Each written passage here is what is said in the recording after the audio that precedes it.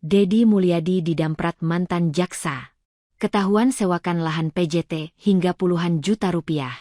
Sosok Haji Manaf viral setelah berani mendamprat Dedi Mulyadi di Karawang, Jawa Barat. Momen Haji Manaf berhadapan dengan Gubernur Jawa Barat itu viral lantaran aksinya yang mengamuk. Tak hanya mendamprat, Haji Manaf juga sempat menepis tangan hingga menolak menjabat tangan Dedi Mulyadi. Peristiwa perselisihan Haji Manaf dengan Dedi Mulyadi itu terjadi saat penertiban bangunan dalam proyek normalisasi sungai di Karawang.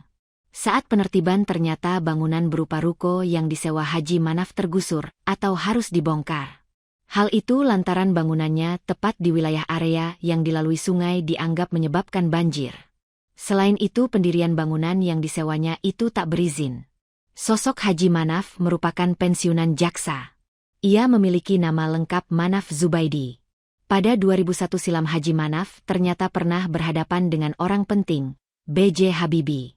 Ia pernah diberitakan Liputan 6 pada Desember 2001 silam dengan judul, Akbar siap dijadikan tersangka kasus Bulog 2. Saat itu, Haji Manaf masih menjabat sebagai seorang jaksa. Kini, setelah pensiun dari jaksa ternyata Haji Manaf masih memiliki jabatan penting.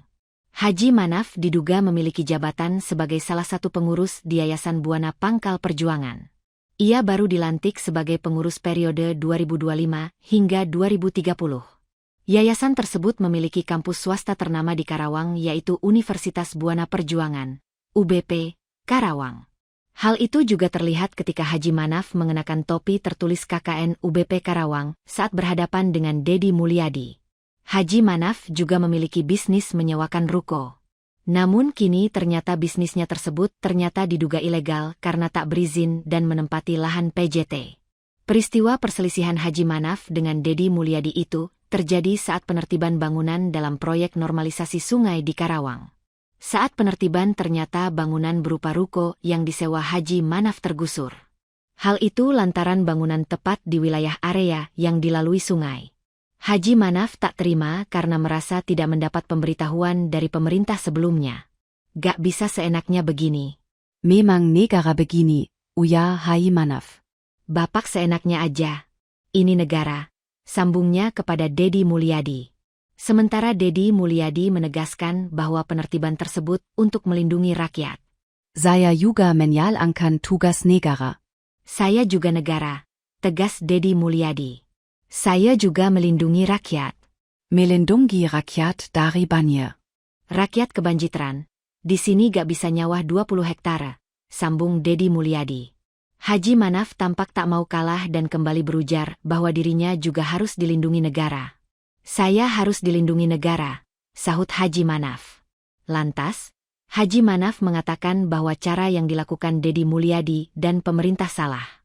Sementara itu, Dedi Mulyadi menekankan bahwa pihak yang bersalah adalah PJT karena menyewakan lahan pada Haji Manaf kakek itu. Gini Pak, saya nanya. PJT juga salah kenapa saluran air disewakan, tegas Dedi. Dedi Mulyadi mengatakan normalisasi sungai dilakukan bertujuan untuk mencegah banjir. Saya tahu kalau banjir, tapi ini kan gak pernah banjir, Haji Manaf berdalih.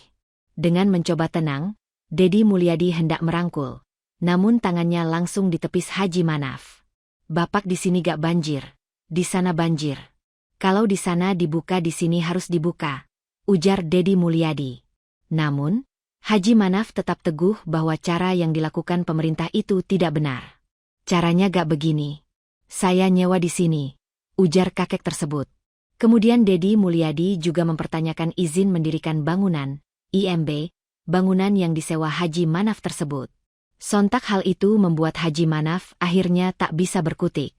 Belakang diketahui kebohongan Haji Manaf soal bangunan liar di samping aliran sungai di Karawang tersebut. Sebelumnya Haji Manaf berdalih bahwa bangunan yang dibongkar Dedi Mulyadi itu telah disewanya. Namun, ternyata Haji Manaf berbohong. Alih-alih protes bangunan disewanya dibongkar, ternyata Haji Manaf lah yang menyewakan ruko-ruko tersebut di atas lahan milik PJT kepada orang lain. Haji Manaf menyewakan ruko di atas lahan PJT senilai 75 juta rupiah sampai 90 juta rupiah per tahunnya. Hal ini terungkap sendiri oleh dua penyewa ruko dari Haji Manaf. Saya kemarin didamprat sama bapak-bapak yang punya ruko yang mau dibongkar jaringan sungainya. jaringan di bawah kewenangan PJT. Ternyata ini bapak yang tampan yang punya Ratu Penyet. Sewa sama siapa? Tanya Dedi Mulyadi. Pak Haji Manaf, aku pemilik rumah makan. Padahal ruko yang dia sewakan itu di bawah pengelolaan PJT. Selain itu juga bangunannya tidak memiliki izin mendirikan bangunan, IMB. Bukan hanya satu, seorang pengusaha bahkan sudah kontrak dengan Haji Manaf selama 5 tahun dengan 75 juta rupiah per tahunnya. Mengetahui fakta tersebut, lantas Dedi Mulyadi keheranan hingga geleng-geleng kepala. Luar biasa, gak usah kerja, gak usah mikul, gak usah kuli bangunan, cukup nyewain tanah PJT, hidup kita sejahtera, ujar Dedi Mulyadi.